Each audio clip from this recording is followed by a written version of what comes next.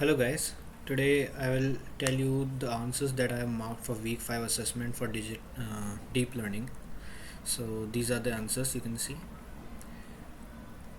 Later on I will tell you how I got these answers, and there might be a few of the questions that I did wrong, but let's discuss it how we did it.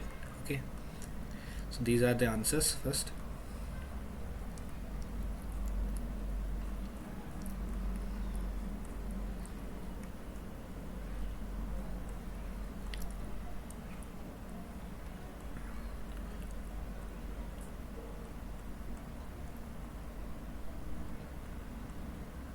Okay, so these are the answers that I have marked for week 5 assessment deep learning NPTEL, and now we will discuss how I got these answers. Okay, so this is the deep learning course that I was mentioning earlier.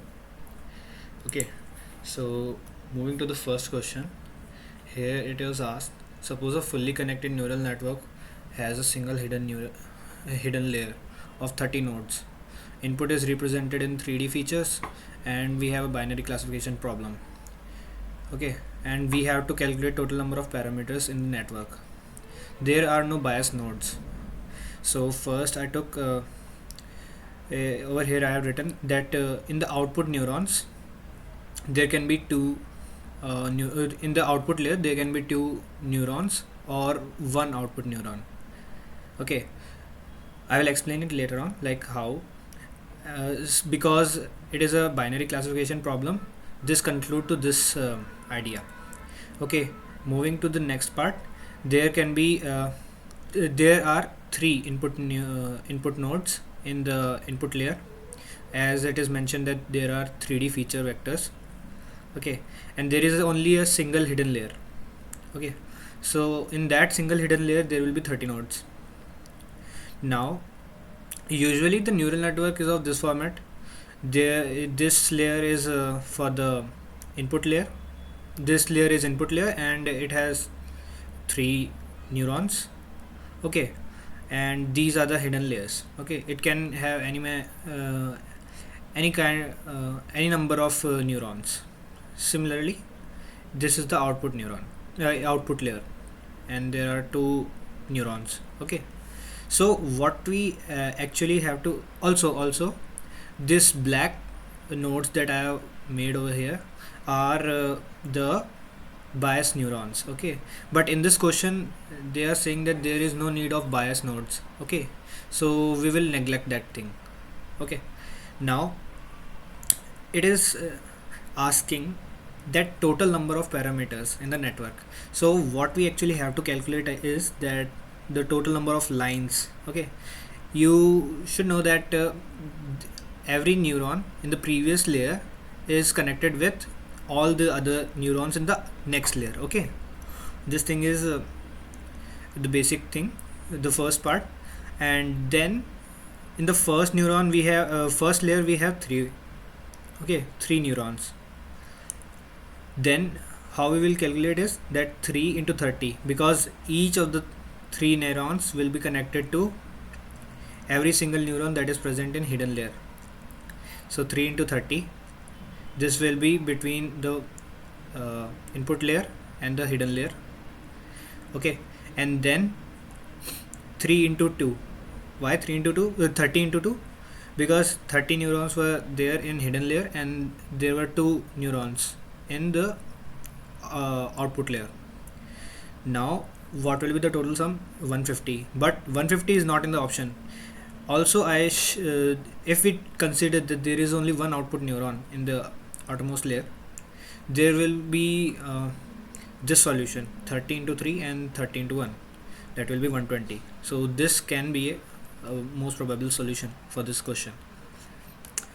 Here how one output neuron can be there, like for binary classification there can be classification in such a way that if a particular class there are only two classes. Okay, so we can represent those two classes in both the manners. Okay, if the output neuron, if there is only one output neuron and it is signaling 0, that means we can trigger it to class A, for example. And if the value is 1, then we can trigger it to class B in this way. In output neuron, what we can do is that any of the neuron which is being triggered as 1 will represent the particular class, okay, in this way. So in this way I got this B option. It might be wrong, but let's discuss it. Okay, it is by my side, it is the most probable solution for this question. Now this question is for binary classification setting. If the probability of belonging to a class plus 1 is 0.22, then what is the probability of belonging to class minus 1? Okay, now it is a binary classification problem, so there will only be two classes. Okay, so there can be a class of plus 1 and there can be class of minus 1, and we know that sum of all the possibilities, probability of all the possibilities is equivalent to 1. Okay, so probability of having plus 1 as a class plus probability of having minus 1 as a class will be equivalent to 1. Okay, now what will happen is that this is simple maths. Probability of minus 1 will be 1 minus 0.22. Okay, and then we will get this as a solution. So option C will be the answer. Okay, this D option cannot be the answer, like probability cannot be negative. Okay, now in question 3, input of softmax activation function is 2, 4, 6. Okay, what is the output? Now softmax functions value is this. It is represented in this way, and for xi, zi, it is e to the power zi, that particular element, upon sum of all the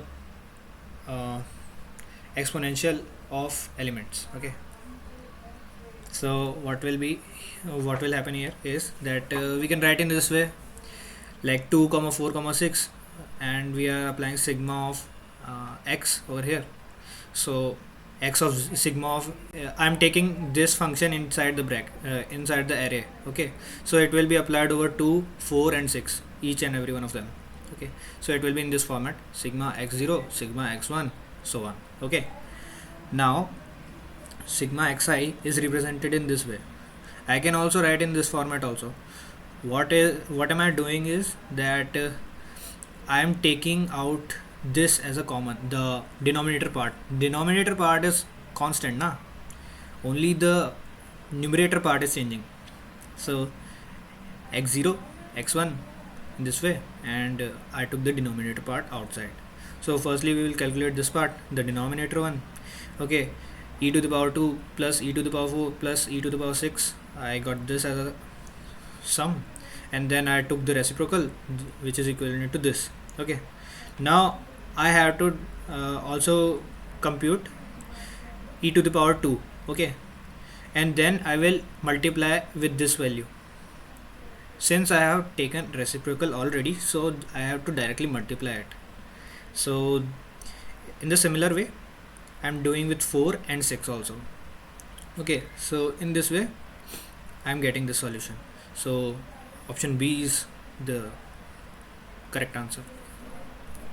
Now in question 4, 3 input neurons with weight 1, 0.5, 2. Okay, and the transfer function is linear with a constant of proportionality being equal to 2. Okay, thus inputs are this respectively. Okay, so both over here it is written respectively, na. So what I have assumed that w1, w2, w3 is equals to 1, 0.5 and 2. Similarly x1, x2, x3 is equals to 2, 24 in this way. Now the diagram of the perceptron is in this way, like these are the inputs that are connected to that particular neuron. Okay, since there are three inputs, x1, x2, x3, three inputs, 2 24. Okay, and each one will carry a weight which is 1, 0.5, 2. It is connected to the transfer function first, and then we will have the activation function. Okay, and then we will get the output. Now we know that w transpose x is the value that is being generated by transfer function. Okay, so what will happen is we will multiply this 1 to 2, 0.5 to 20, 2 to 4, and then we will add it. Okay, so what will be the addition? It will be 20. Now this is not the solution. First we have calculated the w transpose x, and then we have to forward it to activation function also. Okay, I think over here it should be written activation function as a linear, but okay, if even if the transfer function is written linear, so linear is y is equals to mx in this format, and the proportionality is given to be 2, then 2 into x. In our question, the answer that we were getting was 20. Okay, 2 plus 8 plus 10, 20. Then 2 into 20, we will get 40 in this way. Over here I have also written what I have taken as an assumption, like the activation function should be written over here. Okay, so A option will be the correct answer according to me. Now this is the fifth question. Which of the following activation function is not analytically differentiable for all real values of given input? We have given activation functions called sigmoid, tanh, relu, none of the above. Okay, so sigmoid function is in this format. It looks like this. Okay, and the value y tends to -1 asymptotically at the negative value of x. Okay, and y tends to 1 asymptotically when x tends to infinity. Okay, in this way. Now what are the functions that are differentiable? All those functions which are having smooth curves are differentiable. Okay, so sigmoid function does not have any corner, so it is differentiable. Okay, tanh function is also similar to sigmoid function, it is just shifted upwards. Okay, at point 1, and so that is also smooth, having smooth curve, so it is also differentiable. But in the case of relu function is y is equals to x when x is greater than 0, or y is equals to 0 when x is smaller than or equal to 0. Okay, in this way, so it will form in this shape. Okay, now at point 0 we have a corner, sharp corner. Okay, so at that sharp corner we cannot differentiate, we cannot find any tangent. Okay, because that is not a curve, that is a point. So relu will be the answer. Okay, as it is asking for the non-different, that is not different differentiable. Okay, so option C. Next, in question 6 we have which function do the following perceptron realize? x1 and x2 can take only binary values. hx is the activation function. Okay, and hx equal to 1 if x is greater than 0, else 0, which means like if x is smaller than or equal to 0, it is 0, hx is 0. Okay, in this way. Over here I have also written hx is equals to 1 x is greater than, if x is greater than 0, or hx is equals to 0. Now we will create a truth table, okay, for this question, and we will compare it with all the truth tables of NAND, NOR, AND, OR. Okay, in this way we can solve this question. Now we know that in the In the fourth question, I told the perceptron is in this format. First we will get the transfer function and then we will get the activation function. Okay, so in this question also we will consider a transfer function. Okay, and the purpose of the transfer function is to find the sum of multiple of input and its particular weight. Okay, over here 1 minus 1 minus 1 is given, that these values are the parameters or weights. Okay, now we will calculate x1 x2 when x1 and x2 is 0. Okay, and bias is always 0, always 1. Okay, bias is always 1.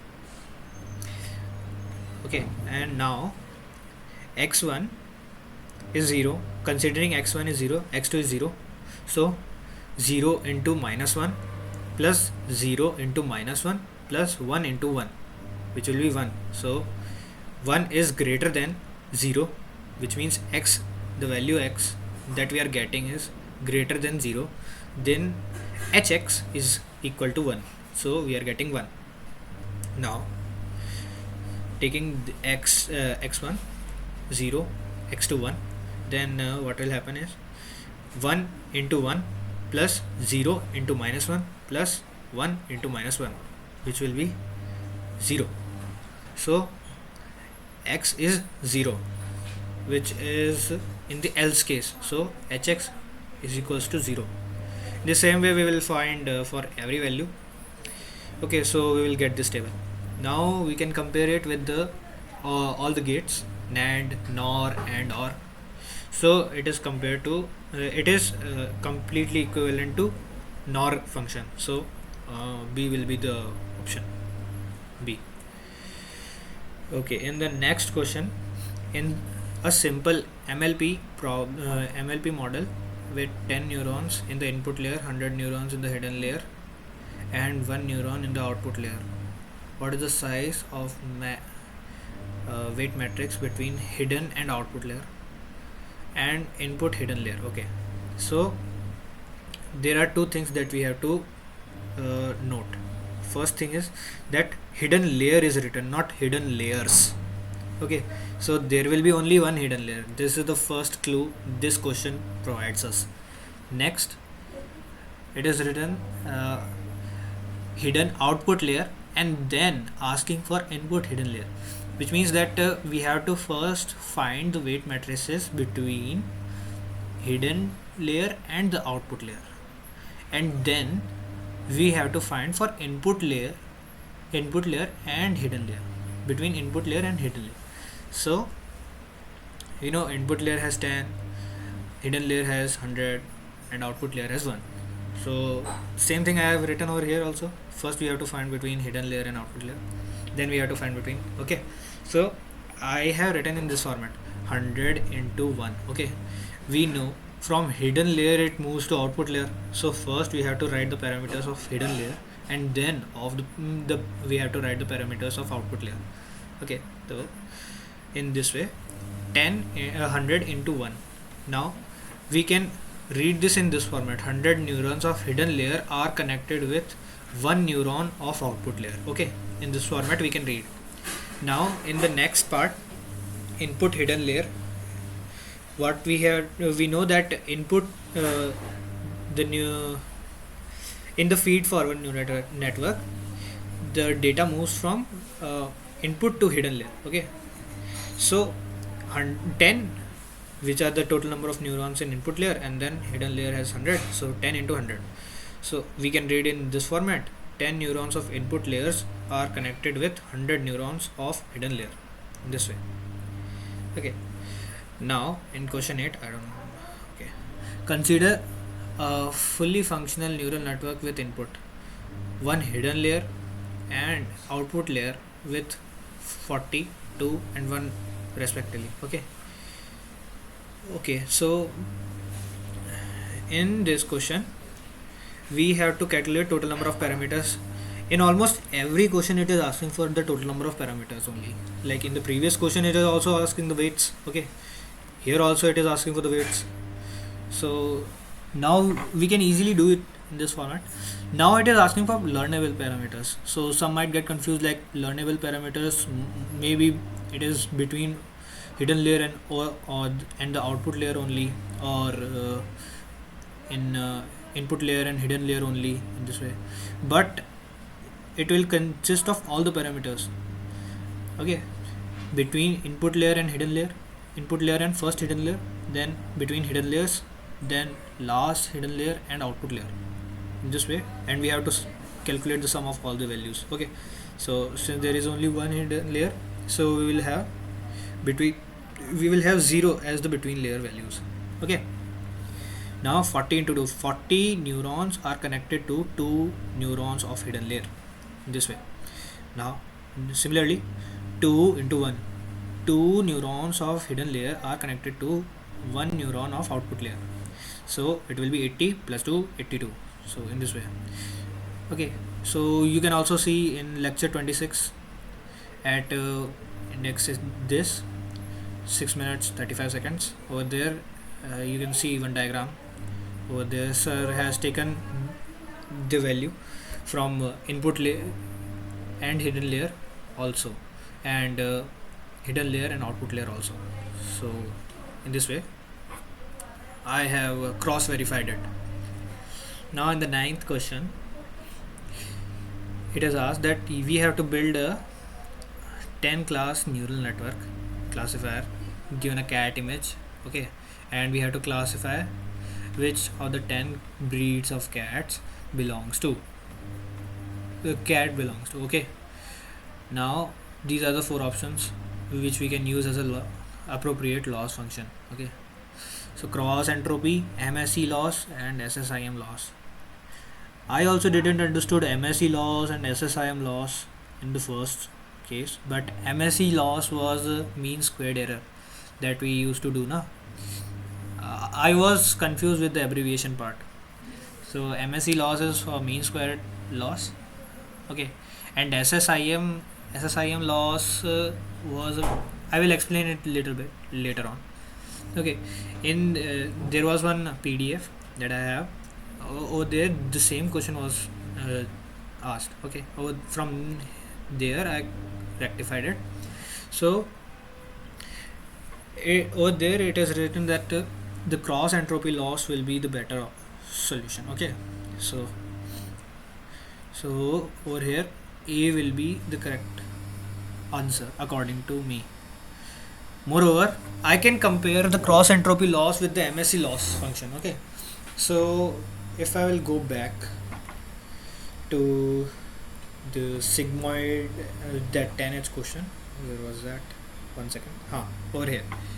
So what will happen is that soon the value is tending to, like the x parameter is moving towards infinity. Okay, what will happen is that the mean square error MSE will learn very slowly. Okay, but in the case of cross entropy loss, it will learn a little bit faster. In the comment section I will tell you time frame in a particular lecture, or where sir also told us why cross entropy loss is considered better than the mean squared error loss. Okay, in this way. Okay, so the ninth question. So in ninth question, option A is the most probable solution for this question. Okay, now in the 10th question, you would like to train fully connected neural network with 5 hidden layers, each with 10 hidden units. The input is 20 dimensional and the input is scalar, output is scalar. What is the total number of trainable parameters? Now it is also again asking the parameters. Okay, so first we know that in input layer we have 20 neurons. Okay, in hidden layers, each hidden layer we have 10 neurons. Okay, and in the output layer we have scalar neuron. Scalar, which means that we have only one neuron. Okay, so and also it is written that there is no bias. Okay, so we will directly consider in this way, like in the input layer we have 20 neurons are connected with 10 neurons of the first hidden layer. Okay, so 20 into 10. Then in this way, the first hidden layer is connected with first hidden layer is connected with the second hidden layer, and both of them has 10 neurons. So first hidden layer, sorry, the 10 neurons of first hidden layer are connected with the 10 neurons of second hidden layer in this way. So 10 into 10, 10 into 10, 10 into 10, 10 into 10. These are 5 hidden layers, and we have 4 10 into 10, okay, inside it. So 10 into 10 into 4. Then 10 neurons of output hidden layer are connected with 10 neurons of last hidden layer are connected with one output neuron. Okay, so 10 into 1. In this way we have solved all the questions. Okay, so thank you. I will share this PPT also and the photos. If something is not clearly visible, I will share in the Google Drive, and I'll share the link in the comment section. Okay, good luck. And if there is something I have done wrong, you can specify. I will check it before, obviously before Wednesday. Okay, even on Wednesday. So good luck then. Bye.